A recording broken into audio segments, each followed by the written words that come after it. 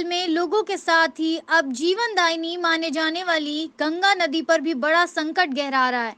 मोक्षदायिनी मानी जाने वाली गंगा नदी के साथ ही यमुना, गोमती और अन्य नदियों या फिर उनके तट पर रोज सैकड़ों शव मिल रहे हैं। कोरोना वायरस संक्रमण से मृत लोगों के पारिवारिक जन या तो इन शवों को बहा दे रहे हैं या फिर आधे जले शवों को नदी के पास छोड़कर इतिश्री कर ले रहे हैं। इसके बाद की सारी कसर सरकारी नुमाइंदे, घाट पर रहने वाले लोग या फिर जानवर कर दे रहे हैं। उत्तर प्रदेश की नदियों में शव मिलने का सिलसिला अनवरत चल रहा है। हमीरपुर और महोबा में यमुना नदी हो या फिर बदायूं से लेकर बलिया तक, गंगा इनमें शव लगातार मिलते ही जा रहे हैं। नदी के अलावा लोग नहरों में भी शवों को फेंकने में संकोच नहीं कर रहे। इनको शायद अंदेशा नहीं है कि उन्होंने जिन लोगों ने यह काम बला टालने के लिए किया है वह उनके ही सिर पर भारी पड़ेगा।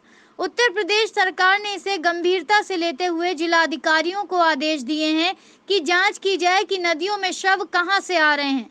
स्वास्थ्य मंत्री जय प्रताप सिंह ने कहा है कि यह पता किया जाए कि ये शव कोरोना संक्रमण से मृत लोगों के थे। कानपुर और उन्नाव में घाट पर जगह नहीं मिलने पर लोग गंगा नदी के किनारे ही शवों को ठिकाने लगा दे रहे हैं। इन शवों को उचित गहराई में दफन भी नहीं किया जा रहा। तेज हवा चलने पर दफन हुए सारे शव ऊपर आने लगे हैं। इसके अलावा बड़ी संख्या में शवों को नदियों में सीधे बहा दिया जा रहा है। इनमें भी ज्यादातर शव कोरोना वायरस संक्रमण से मृत लोगों के हैं। उन्नाव के बाद कानपुर में भी लोग शव दफन कर रहे हैं। खेरेश्वर घाट पर शवों को दफनाया जा रहा है। सरकार की अंत्येष्टि के लिए 5,000 रुपए प्रति शव देने की घोषणा सिर्फ कागजों पर ही है। वाराणसी और पास के जिलों बलिया, गाजीपुर और चंदौली में भी शवों का नदी में प्रवाहित करने का सिलसिला थम नहीं रहा। सरकार की तरफ से बलिया और गाजीपुर में शवों को प्रवाहित करने पर रोक के बाद भी लोग नहीं मान रहे। वाराणसी में आज 4 शव मिले हैं। गंगा नदी के अलग अलग हिस्सों में गुरुवार को 4 शव उतराते मिले। उधर गाजीपुर में भी गंगा व गोमती नदी में बड़ी संख्या में शव मिलने के बाद डीएम ने कहा कि अब नदियों में शवों के जल विसर्जन पर कड़ी कार्रवाई होगी। इसी बीच बिहार बॉर्डर पर बक्सर पुलिस ने गंगा नदी में जाल लगाया है, जिससे कि बलिया से आने वाले शव को रोका जा सके। हमारे अहम सतही जल स्रोतों का 90% हिस्सा अब इस्तेमाल करने के लायक नहीं बचा है। केंद्रीय प्रदूषण नियंत्रण बोर्ड और अलग अलग राज्यों की प्रदूषण निगरानी एजेंसियों के हालिया विश्लेषण ने इसकी पुष्टि की। साल 2015 में वाटर एक्ट की एक रिपोर्ट जारी हुई थी, जो शहरी विकास मंत्रालय, जनगणना 2011 और केंद्रीय प्रदूषण नियंत्रण बोर्ड के आंकड़ों पर आधारित थी। इस रिपोर्ट में कहा गया था कि सतही पानी का 80% हिस्सा प्रदूषित है।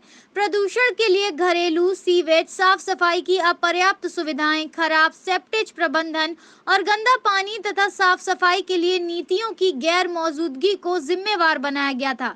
सिर्फ सतह का जल ही प्रदूषित नहीं है, बल्कि हमारा भरोसेमंद भूजल भी अब स्वच्छ नहीं रहा।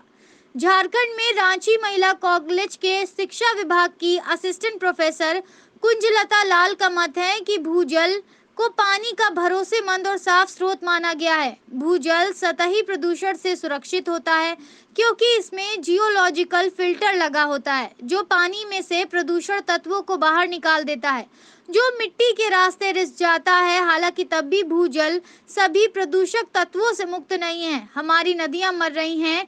यही हाल इकोसिस्टम का है, जो नदियों को बचाए रखता है। नदियों पर न केवल प्रदूषण बल्कि इनके रास्ते में बदलाव, खत्म होती जैव विविधता, बालू खनन और कैचमेंट एरिया के खत्म होने का भी असर पड़ा है। अन्य खुले जलाशय जैसे झील, तालाब, टैंक या तो अतिक्रमण का शिकार हैं या फिर वे सीवेज और कूड़े